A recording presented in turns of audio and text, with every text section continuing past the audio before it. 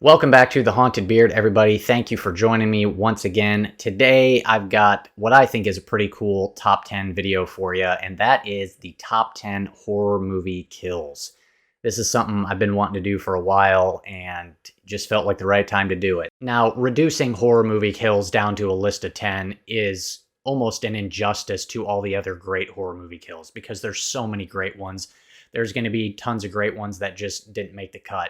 But if you guys like this video and it does well, I've got a bunch more ready to go. I might have to follow this up somewhere soon down the road with another top 10 horror movie kills list. And finally, I guess I should probably issue a spoiler warning for this video. I think that seems pretty obvious as we're talking about horror movie kills. People die. If you haven't seen the movies, well, you have been warned. So without further ado, here we go. So coming in at number 10, and this is the only movie on the list that I don't like. In fact, not only do I not like it, I think it's actually pretty terrible.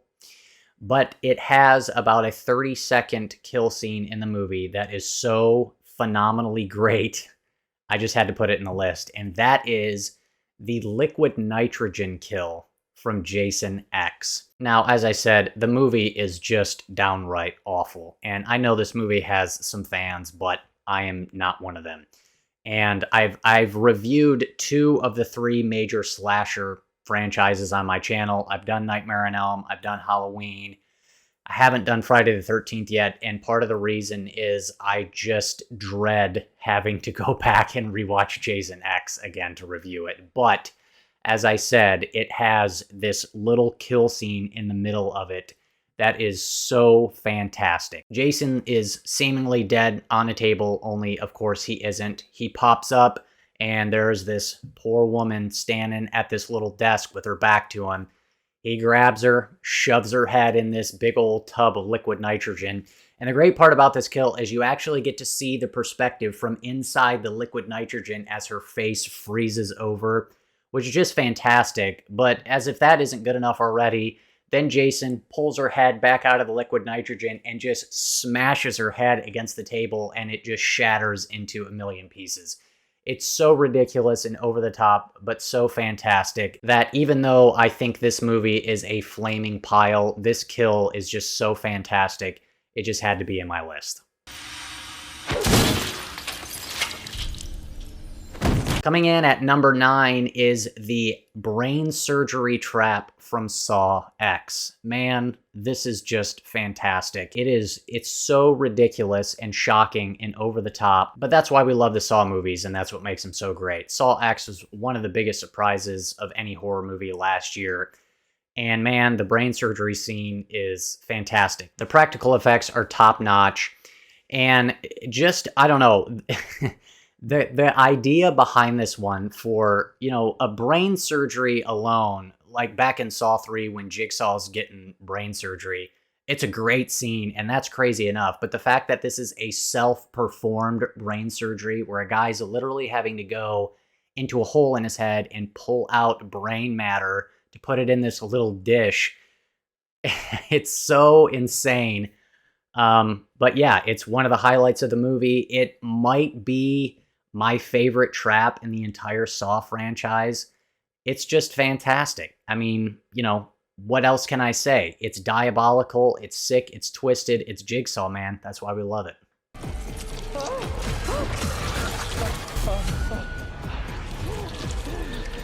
Coming in at number 8 is the gymnastics death scene from Final Destination 5. Yes, Final Destination 5, in my opinion, the best in the franchise, and this is the best kill in the entire franchise. I absolutely love it, and part of what makes this so great is the buildup. This is one that really builds the suspense, and I like all the kind of misdirections and fake-outs, right? She's going along the balance beam, and, you think she's going to step on the screw, And then, you know, they're showing you the fan that's rattling, and they throw all these like possibilities at you that you're not really sure where it's going to go. And there's all these misdirects and everything. And so just the tension and the suspense of that scene, it's so well executed, and just the editing and how it all comes together. And then you get the climax of the scene where she is spinning around the bars, loses her grip, flies off, and lands in the most horrific way.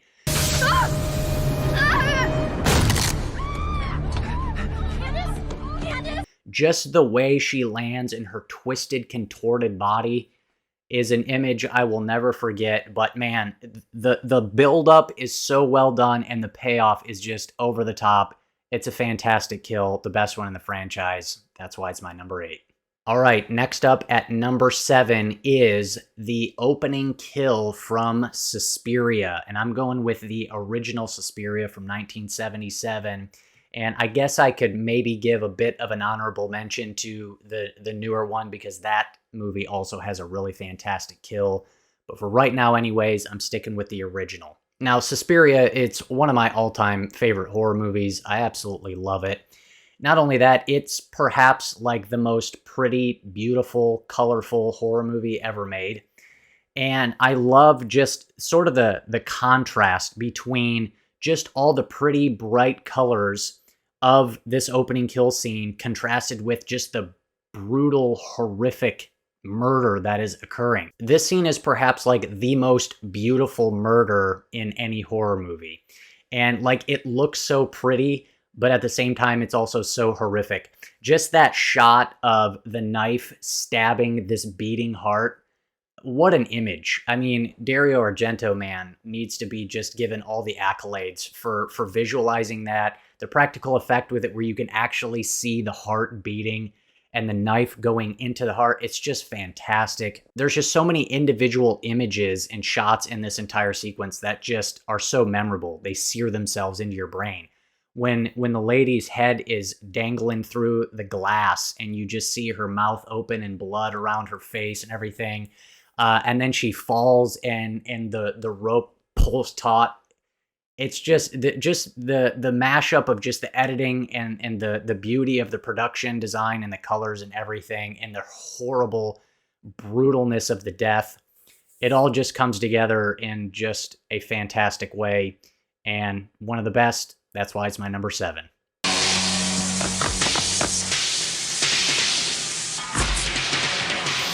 Next up at number 6 is the bedroom kill scene from Terrifier 2. And I'm going to just go ahead and make a definitive statement that this is the most insane, brutal, gory, and over-the-top kill I've ever seen in any horror movie. It is evil, it is sadistic, it is crazy how insane this kill is. And at the same time, it still sort of has this element of playfulness to it. And I guess really that comes from Art the Clown, because he's having a good time. He's playing with his victim. And my goodness, Damien Leone, the practical effects in this scene are phenomenal. And I'll never forget watching this movie for the first time, because expectations can make or break a movie. And I remember hearing some of the early buzz about it, about how extreme and over the top the movie was. So I went into it with, you know, already these elevated expectations. But usually when that happens, more often than not, it fails to meet those expectations, and there's a little bit of disappointment.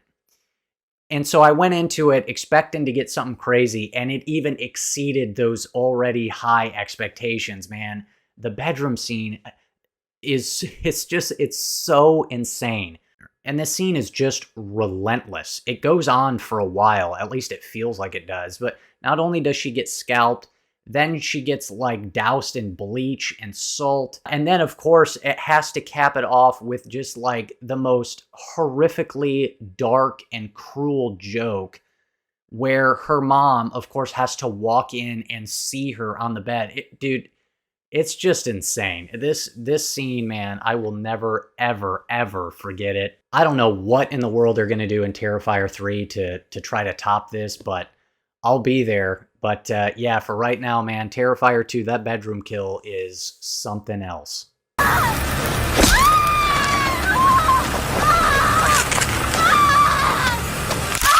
Next up at number 5 from one of my absolute all-time favorite horror movies, that is the opening scene in Scream. Yeah, how could I not put it in here? It's a classic, one of the best, not just like kill scenes, but just horror movie scenes of all time. And with so many of these in my top 10, I have such like specific memories of watching it for the first time.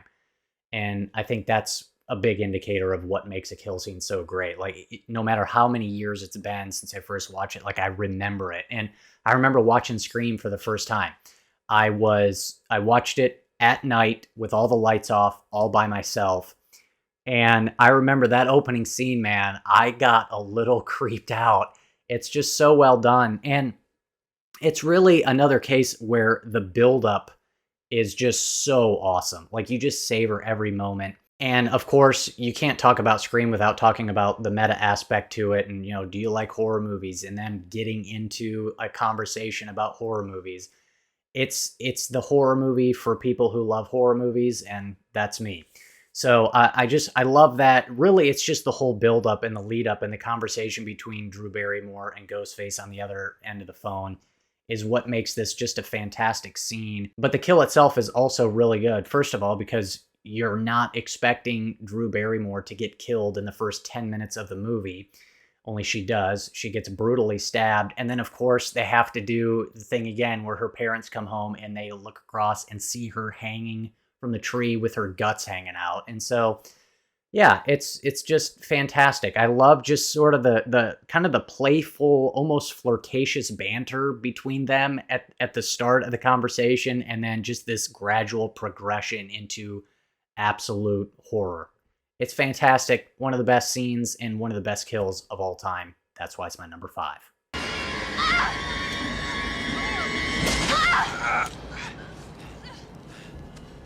Next up, number 4 is going to be Leatherface's first victim from the original Texas Chainsaw Massacre. I've actually done like a little bit of a breakdown on this scene on my channel, and it's one of the best horror scenes of all time. But what I love about this scene is that up until this point in the movie, things are fairly chill. You know, you have a little bit of weirdness with the hitchhiker that they pick up early on, and something seems a little off, but for the most part, things are fairly chill. And then just out of nowhere, man, at the snap of a finger, Brett walks into the house, is kind of looking around, and then there's Leatherface. But the absolute best part of this scene is the sound effect. When that meat hammer smashes into Brett's skull and turns it into pudding.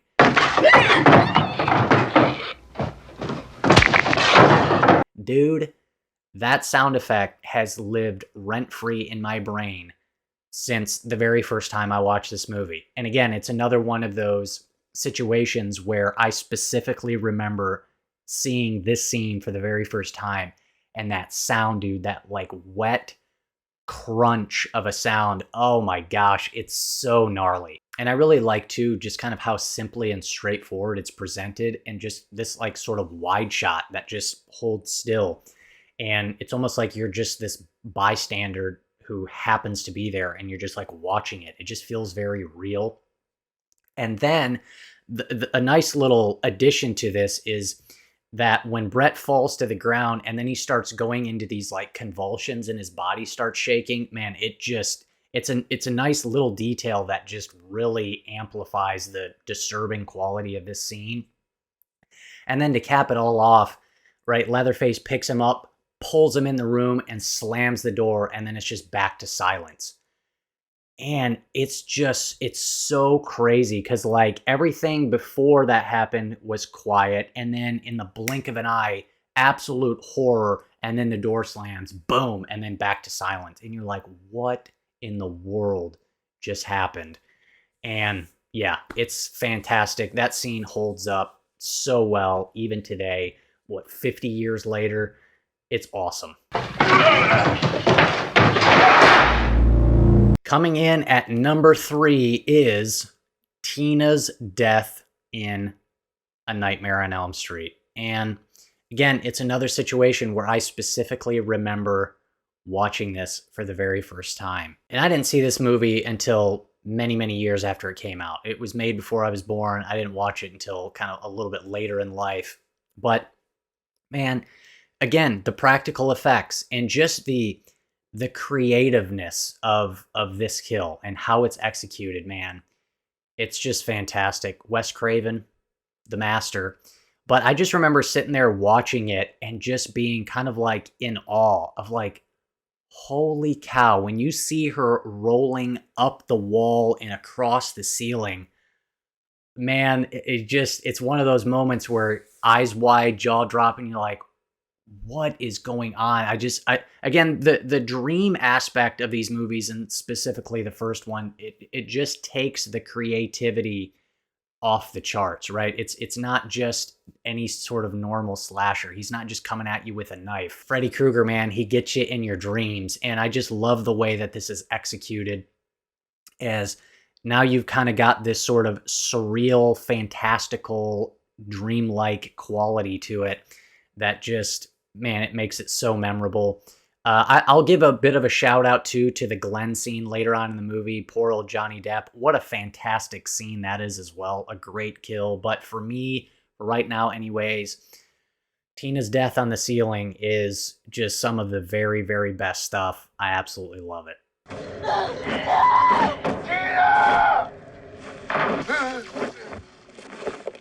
Next up at number 2 is the Chest Buster from Alien. And I know it's a classic. There's a handful of classics in this list, but they're classics for a reason. How can you not love this?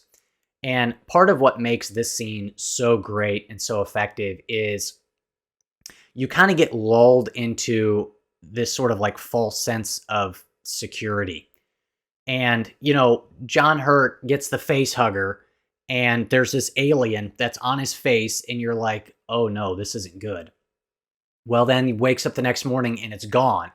And he seems to be okay. And so we as the audience kind of breathe this sigh of relief like, oh, okay, I think that was a close one, but we dodged a bullet there. I think we're okay. But no, we're definitely not okay. And I love that they set it around this, you know, dinner table setting. The mood is light. They're laughing. They're having a good time. You know, he's feeling good because he thinks, you know, he's safe now. Everything's going to be fine. And then again, at the blink of an eye, dude, everything just turns. And I remember reading some of the behind the scenes stuff, and Ridley Scott didn't really tell the cast what exactly was going to happen. And so there's that shot when the alien starts to bust out and there's this splatter of blood. And there's the shot when Veronica Cartwright, who's in the back, has no idea what to expect. She doesn't expect this to happen in this shot of blood. And so her reaction, the look on her face is genuine, which is just fantastic. And again, just the sheer surprise and shock factor of this, that it's like literally the last thing you would expect, an alien creature to bust out of John Hurt's chest. It's fantastic. Another little detail that's great is I like when they cut to the close-up of the alien coming out of his chest, and John Hurt's sitting there, and you can kind of see his hands like sort of twitching a little bit. Something about like when the muscle spasms and the body twitches, it just, man, it's really creepy. But it's so great. And yeah, man, it's the Chest Buster. It's one of the absolute greatest horror kills ever, and that's why it's my number 2. Oh, God!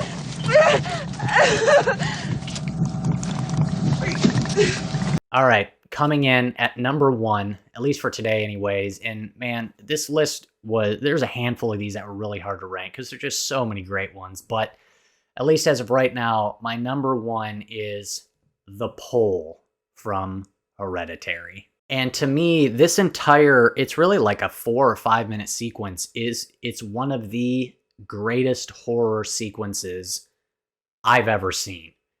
I will put it up next to any horror movie scene, and I think it will hold its own. At least it does in my opinion. So again, the build-up here is fantastic. I love just the anxiety-inducing, you know, feel, the intensity of Charlie in the backseat with the car, trying to get her breath, leaning out of the window. It's literally this life or death situation. And all you can think of is, is she going to be okay? Is she going to make it? Are they going to get her to safety? And then, dude, the most unexpected thing happens. When that car swerves, boom, into the pole. And what's so great is what Ari Aster does, the way he edits the sequence too, is like, you see enough to where you're like, did that just happen? But he doesn't show everything. And then how the next few minutes unfold are just like, it's like horror perfection. I love how quiet it gets when Alex Wolff goes back home, gets into his bed, falls asleep, and then wakes up the next morning. And all you can do is hear Toni Collette. All you can do is hear her. And she uncovers the headless body of her daughter in the back seat. Chilling, absolutely chilling. Then it cuts back to Charlie's head on the side of the road, surrounded by all these flies and maggots.